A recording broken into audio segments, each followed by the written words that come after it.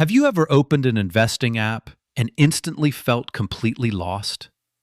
The screen is flooded with confusing acronyms, flashing numbers, and zigzag lines. This momentary mental friction stops millions of people before they even begin.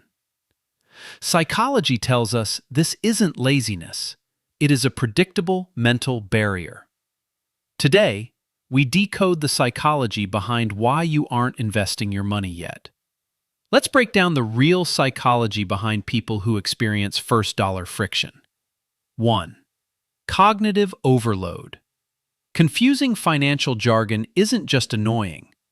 Your brain actively perceives it as a threat. The working memory of a beginner investor saturates almost instantly upon reading it. Abstract terms like expense ratios and index funds trigger a logical stress response. Your mind quietly shuts down the decision-making process to completely protect itself. This is the first, invisible wall that prevents you from ever getting started. 2. The paradox of choice. Behavioral science confirms that having too many options actually paralyzes human behavior completely. When facing thousands of different stocks, your brain calculates the highest chance is failure. The immense psychological fear of making a bad choice outweighs any potential future growth. 3. Status quo bias.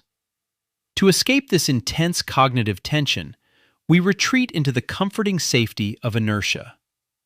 Status quo bias is the overwhelming human urge to keep things exactly as they are. Your brain subtly convinces you that doing nothing is safer than doing something wrong.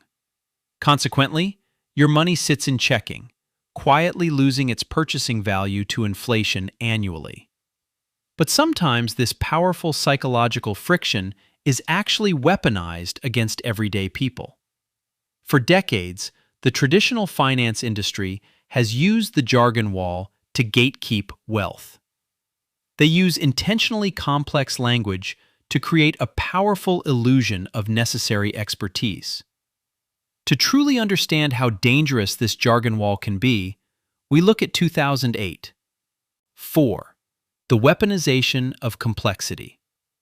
Leading up to the subprime mortgage crisis, Wall Street banks had a massive problem.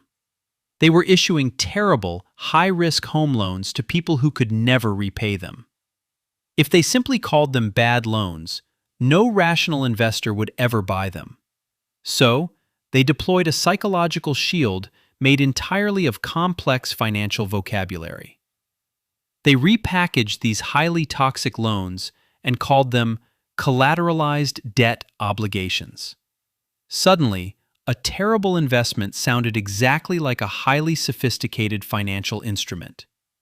To make it even more confusing, they created products called credit default swaps.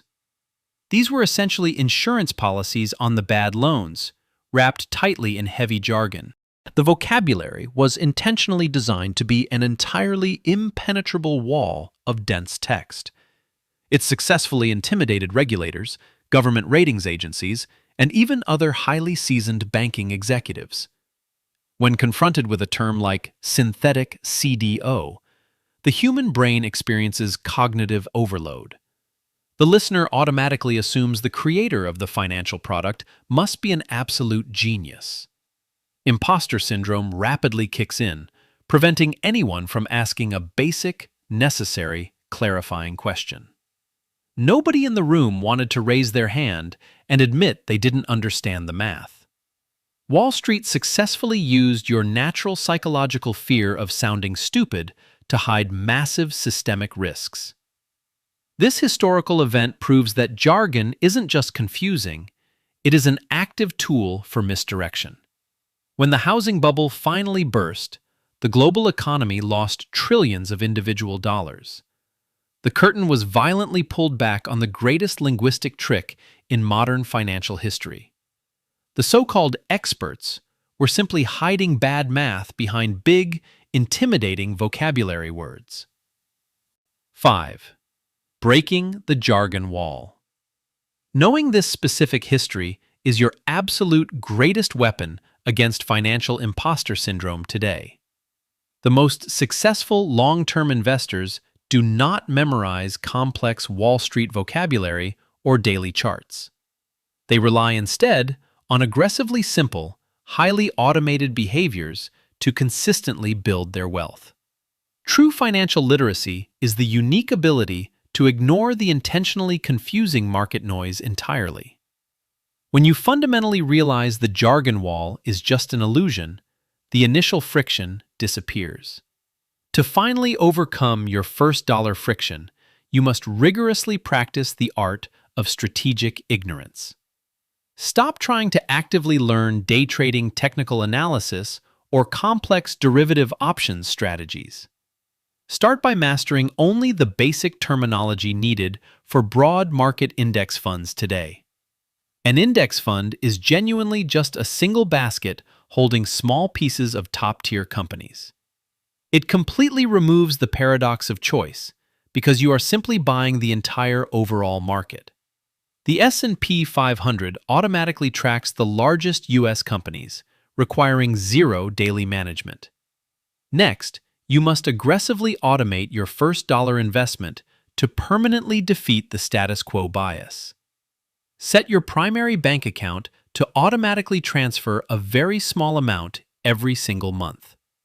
By automating the initial decision, you successfully bypass the brain's cognitive overload entirely. You completely eliminate the stressful emotional tension of having to manually click the buy button. Investing isn't about being the smartest person in the room with the best possible vocabulary.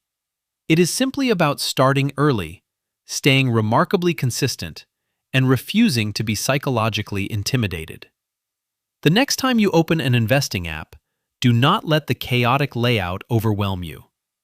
Remember that the dense complexity is a structural feature designed to make you pay for help. You have the necessary cognitive power to step straight through the wall and build your own wealth. If you want to systematically master the psychology behind your money, hit the subscribe button now. In our next episode, we decode how instant gratification exploits your brain's reward centers. Thanks for watching. See you next time.